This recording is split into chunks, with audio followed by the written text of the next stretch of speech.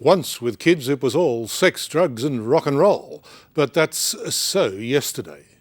Now it's faith, hope and chastity, especially chastity. Spurred on by high-profile virgins like the pop star Britney Spears, American teenagers in their millions, and some Australians too, are pledging purity. Holding hands, even kissing lightly, is okay, but until they marry, anything else is strictly forbidden. What began in the heartland of America's religious right is now a mass movement, the nonsexual revolution.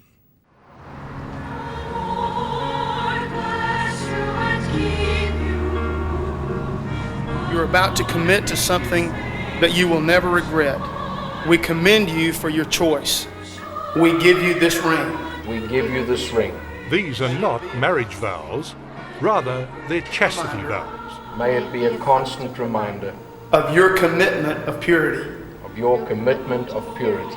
Teenage virgins, each and every one of them. And tonight they're assuring their parents they'll remain that way until they're married. Before this church. Always wearing a chastity ring to remind them of their commitment. You may now hug each other. Here in Spartanburg, South Carolina, and in rallies like this across the country, teenagers are taught that the only good sex, the only acceptable sex, is married sex. How old are you? 15. 15. Are you going to take the pledge tonight? Why? Because I want to save myself till I'm married. You don't need to do it because you need to be free, so you can save it for the one person you love. I'm nervous. Why? I don't know. I guess I just get nervous with things like this. You're nervous that you'll take the pledge but mightn't be able to keep it? That's very honest of you.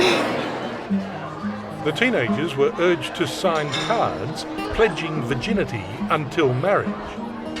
I make a commitment to God to be sexually abstinent from this day until I enter a biblical marriage relationship. And at tonight's rally, hundreds signed up. What do you really mean by sexual abstinence? Presumably you don't object to a boy and a girl walking down the street holding each other's hand. No, but it does apply to, obviously, to sexual intercourse. It would apply to heavy petting. Any heavy petting or anything beyond that would be crossing that line, yes. Until they're married? Until they're married, right. Jimmy Hester is a lay preacher at the First Baptist Church in Nashville, Tennessee. This is the heart of America's Bible Belt, and it was here that a Baptist youth group first came up with the idea of an organized abstinence program. They called it True Love Waits. The Bible tells us that we're to be sexually abstinent until marriage. That's the way we were created. That was God's intent when He created male and female and when He created the marriage relationship. And so that's why we believe that. Is it your position that young people should go into what they hope will be a lifetime contract of marriage with their only experience of sexual activity having been holding hands and light kissing? Yes. Mm-hmm. That's the preparation for marriage, yes. Over 7 years, organised chastity has outgrown its original home on the religious right and become a mainstream phenomenon. True Love Waits is now one of about 80 similar groups throughout America. The movement itself numbers in the millions. On the internet there are sites with names like Sex Respect, It's Great to Wait, and the Pure Love Alliance. There are videos and books such as Been There, Haven't Done That.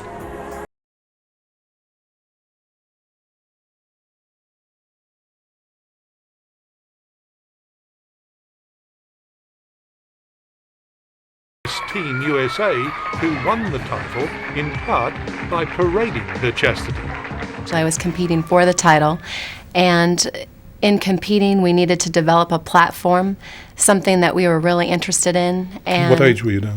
I was about 15 at the time, and I remember in junior high making the decision that I would wait to have sex until I was married. So you were 14 or 15 years of age, sexually mature, Right. and expecting to get married at the average age, about 25. So you were committing yourself to 10 years of chastity. That's right. I was committed to waiting for as long as it took until I met the right person. Mr. Right did come along. Trouble was, though, Derek, Jennifer's husband-to-be, had to fess up that he'd been out sowing his wild oats already for 10 years or more. Well, Derek, she's a beautiful young woman and you're a dirty old man. Is that fair? No. Well, no. I was also raised in a Christian home with the right principles. I chose to walk my own way for a while. At age 25, I made the decision that I wasn't going to sleep with anybody else either. And I went cold turkey and I said, you know what, I'm not going to sleep with anybody else until I get married, and for 2 years I didn't. I now pronounce you man and wife. They wouldn't go into detail about what they did do during their year-long engagement, kissing and a bit more, they said, but they're happy to say what they didn't do. Nothing that ever went beyond the point of where I knew we didn't want to go, which was sexual intercourse. At this stage, you went ahead, entered a marriage contract for the rest of your life with a man whom you didn't know whether you were sexually compatible with. That's right. I did.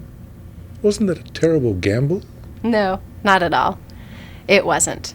I fell in love with my husband for many, many reasons.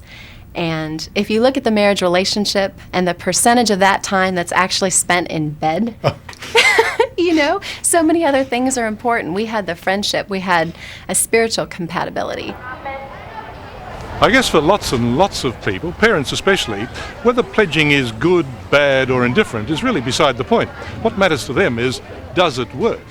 And the answer to that seems to be a qualified, well, yes, at least it does to some degree. That's the main result to come from a massive $25 million government-funded study by academics at Yale and Columbia universities. A lot of people would say, okay, it's impossible for something as silly as a promise to have any effect on behavior. But that's not true. For some kids, it really makes a difference. A study by Peter Bierman, the professor of sociology at New York's Columbia University, interviewed 90,000 American kids. What the study also showed up, though, was a hidden danger, that pledges who fall off the wagon may face all sorts of trouble. Because when they do have sex, especially if they're not intending to, it's impossible for them to be contraceptively prepared. And they need to have an understanding of the consequences of sexual behavior. There's concern, too, that some kids who've pledged their virginity look for alternative ways to experiment sexually. Kids' definition of virginity and of abstinence might be different than the scientists'. And so what we may think is happening anecdotally is that young people are saying, yes, I'll remain a virgin until I'm married, but they're engaging in oral sex and they're at risk of disease. So we do think that's happening. Tamara Krynen runs the New York-based Sexuality Information and Education Council of America. To the dismay of health and family planning groups, abstinence courses are just that, abstinence and abstinence only. There's no advice on other contraception methods, no advice on disease, no advice except to say no. It's completely hypocritical, and it's really putting our heads in the sand, because we know that about half the young people in this country are sexually active, and we need to protect them from pregnancy and from disease. And we also want to give them a positive view about sex and sexuality. We don't want them to grow up thinking that it's something horrible. The Bible tells us that we're to remain sexually abstinent until marriage, and then after marriage we're to remain pure to one another in a marriage relationship. And your mom Justin Hester is 14, and the true love waits message he's getting today from mum and dad is well-meaning and simple. No sex before marriage. It's a commitment, Justin, to your family. You've seen this with your brother. He signed a commitment card several years ago. When talking to young Justin, your 14-year-old, you said nothing to him about contraception. That's correct. But isn't it critical that he knows about contraception? Not at this stage in his life, no. Once you start talking about contraception, you've diluted your message about abstinence, because you're saying to him, oh yeah, but by the way, there's another alternative for you over here. When what right now at 14, I'm wanting him to understand and to make a commitment to. I want to encourage him to make a commitment to abstinence with no other alternative. I'm very proud of you, Justin. Thanks. If 14 is not the right age, what is the right age? I think when he approaches marriage, when he gets ready to get married, then that may be an option for him to think about. For whatever reason in his married life that he and his wife may so choose, those kind of things, he may need to understand that. But the average age of marriage here is about 25. You're not going to keep that knowledge from him until he's 25. Oh, no, I'm not that naive. I recognize that he's going to get a lot of education through his school, through his peers, through society. And off lavatory walls. And other places, right. But right now at the age of 14, as a pre-adolescent and beginning to move into adolescence, I don't think that's an appropriate time for him to have that information. The American government is deeply involved in this abstinence-only issue too. I mean, for the ultimate in hypocrisy, I guess you can't go past President Clinton supporting a substantial budget allocation for it. But nevertheless, in possibly a quarter of American schools now, students are being given the abstinence-only message to the exclusion of other modes of behaviour. It's not about just saying no, it's about saying I'm in charge! It's about saying I can choose! It's about who? This is what the government's money pays for. This is a typical abstinence class for 14-year-olds in Florida. It's not about just saying no, it's about saying I'm in charge! It's all good, healthy and necessary stuff, given that this school had 3 pregnant 11-year-olds last year. But in keeping with America's new enthusiasm for abstinence and abstinence only, teachers are prohibited from any discussion about contraception or safe sex other than abstinence. We do not promote contraceptives, we don't promote condoms, we don't promote, and I don't even say safe sex. Nobody says safe sex anymore, they say safer sex, because there is no such thing as totally safe sex. Patty Niven teaches Florida's Sex Respect Schools campaign. We're saying we want you to wait until marriage. That's the way to have the best sex. We want to tell kids how to have the best sex. Studies are showing that married couples today are having the best sex.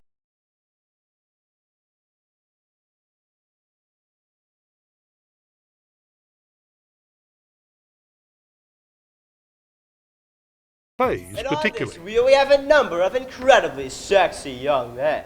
The message? Premarital sex is just not cool anymore. And it's working, it seems. 1 in 6 girls in America and 1 in 11 boys have now taken an abstinence pledge. I will wait for you till the day. Couples like Jennifer and Derek are now roving ambassadors for abstinence. The happily married couple, at least one of whom waited.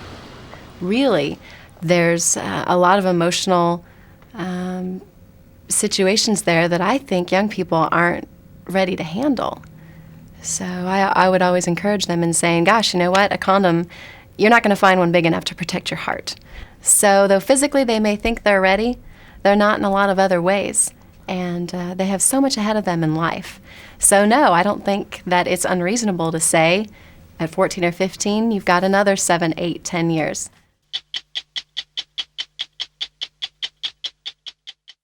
Hello, I'm Tara Brown. Thanks for watching 60 Minutes Australia. Subscribe to our channel now for brand new stories and exclusive clips every week. And don't miss out on our extra minutes, segments and full episodes of 60 Minutes on 9now.com.au and the 9Now app.